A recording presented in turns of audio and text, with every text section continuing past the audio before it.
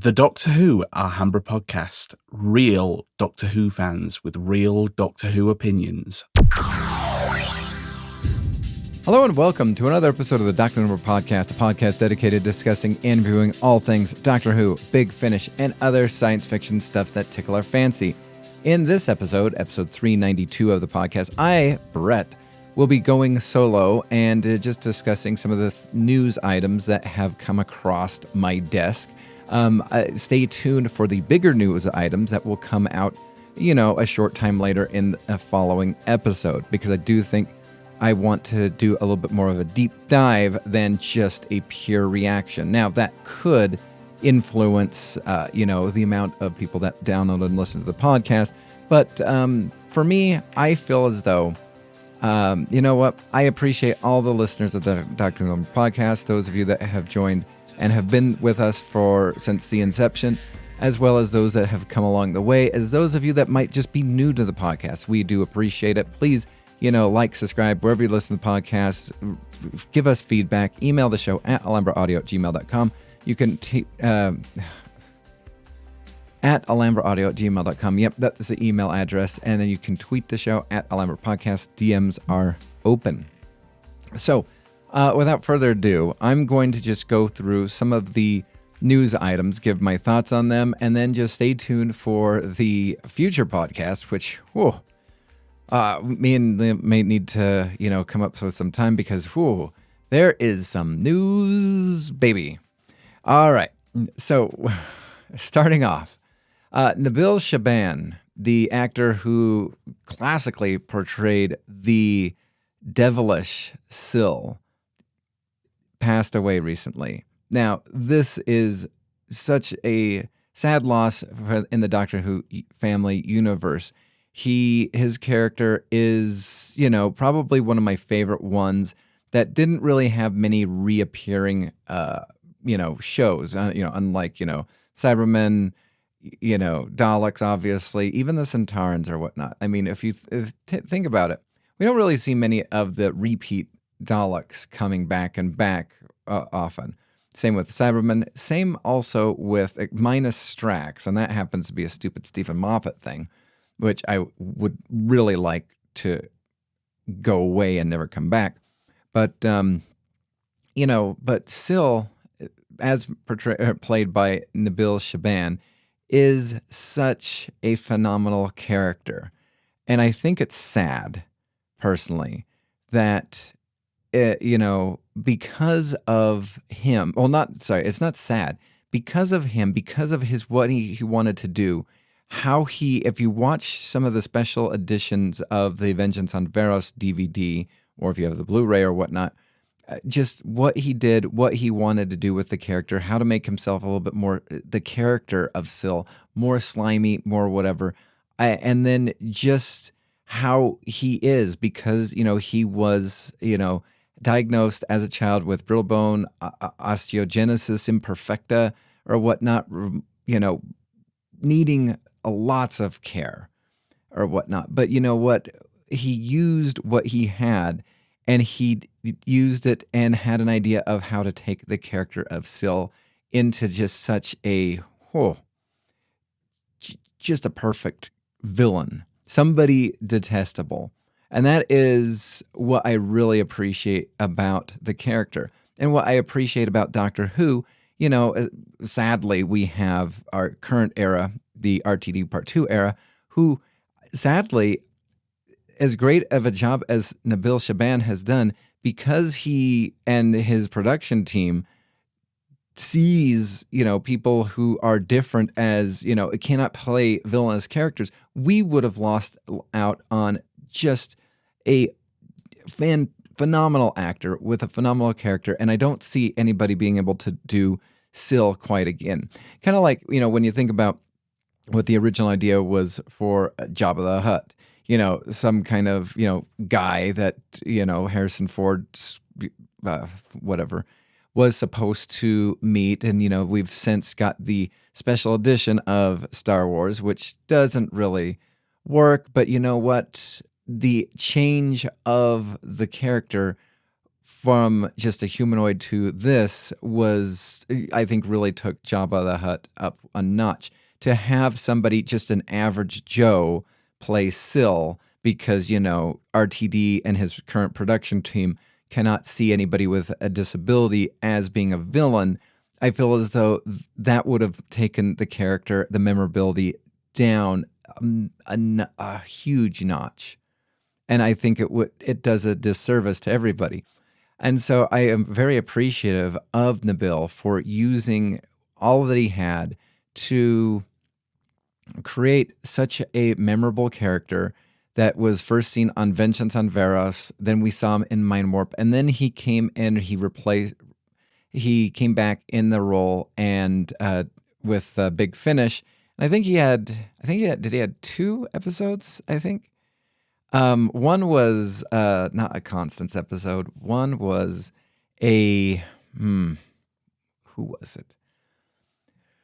A Flip episode. It was a fantastic episode. He did on audio. Oh yeah, he also reprised his role on the Lost Stories. I can't think of the one. Is very controversial to some people. I don't find it controversial, but you know what? Not that many things offend me. So yeah. That being said, the Doctor Who family has lost a phenomenal actor, and Big Finish. I hope that we have somewhere in the can Nabil Shaban being Syl one more time. I think that would be phenomenal.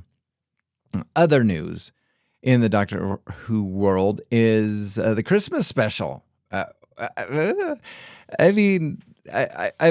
kind of, I want to cover this in a podcast unto itself with a little bit more information, a little bit more, I could go in cold turkey and give it, but I really want it to be given its due. But Doctor Who returns to its Christmas special in 2026. And I'm going to just barely skirt over, BBC and Disney Plus have decided to part their ways. That will be a podcast coming up real soon. Don't you worry about it.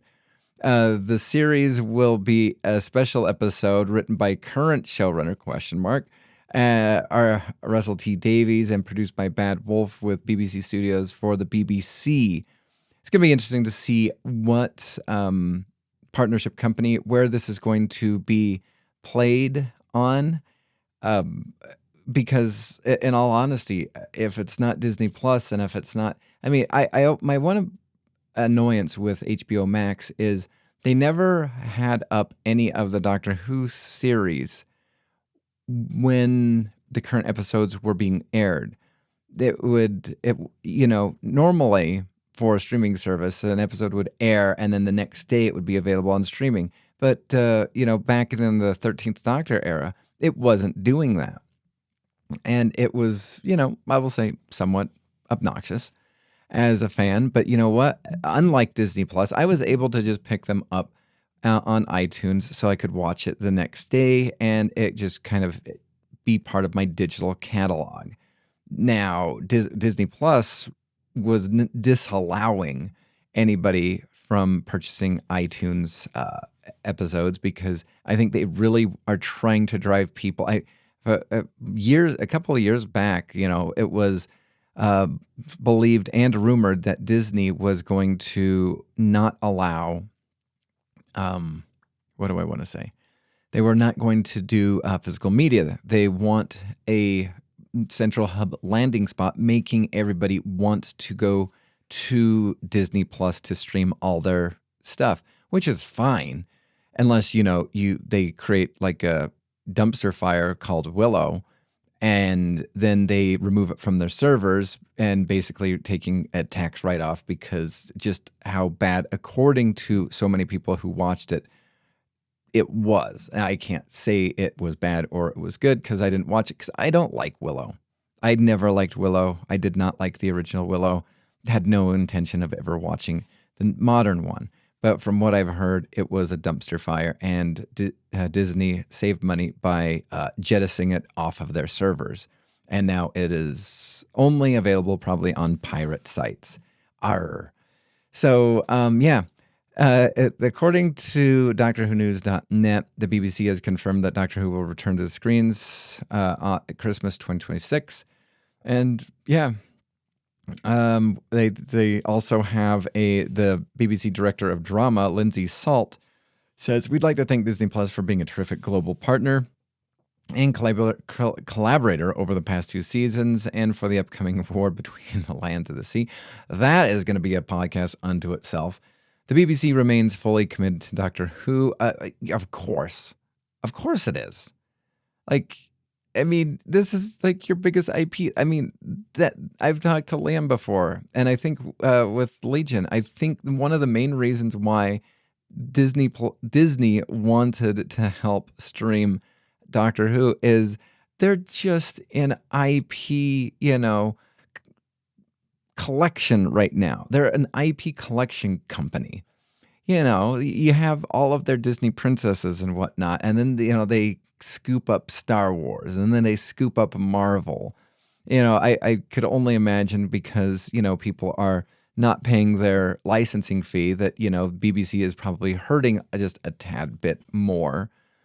So Disney's probably like, hey, you know what, we can help you. Hey, don't these episodes look good? If only they were written good. But they're an IP whore, essentially. They bought up Fox, and so part of it so they could get X-Men, part of it so they could get the Fantastic Four, but also they have now all of Fox's library. I was rewatching Malcolm in the Middle when I had Disney Plus a couple months ago. I love that series. That is that was my family growing up. My mom wasn't like Lois, but we were the oddballs. And you know what? There is nothing wrong with being an oddball. So let's see. The BBC remains fully committed to Doctor. Okay, I read that. Okay, we can rest assure fans that Doctor is not going anywhere, and will be announcing plans for the next series in due course, which will ensure that the TARDIS will remain the heart of the BBC. Of course. Are you kidding me? Getting rid of that would be catastrophic to the BBC. Now, I do have some thoughts on that, and I think I'll get to that in a little bit. But we do have the news. The War Between the Land and the Sea launches December. This is, I think, hysterical. Absolutely hysterical. This was supposed to come out in 2020, this summer of 2025. Then it got pushed back to 2026 because probably the BBC and Disney Plus were going back and forth between numbers and stuff like that. And I don't think that Disney ever got the ratings that they were hoping for, probably because, again, you have a niche. First off, you have a niche science fiction show on a Disney Plus. I also find that they have the Alien show, Alien Earth or whatever it's called. I started watching it, got super bored, immediately stopped watching it. But they have that Alien show that is okay, I guess, but I would never consider going to Disney Plus for something like that. I'd consider going to Paramount Plus. I'd consider going to Peacock. I'd consider going to HBO Max. Hulu, the company that they're getting ready to dissolve. I'd go to that before Disney Plus. It just doesn't seem like a streaming service that should or would have, anything more than a PG-13 series. But they do because they're IP whores. And so I think you have this classic Doctor Who IP that comes on. It is a heavy science fiction show. And I just don't think that people can, see. I think you see Disney and think Doctor Who, and I don't think that they go hand in hand. Now, again, if all of Disney's library was on Hulu and that was the platform that they went after, that would make more sense. And I think they might have possibly gotten a larger audience.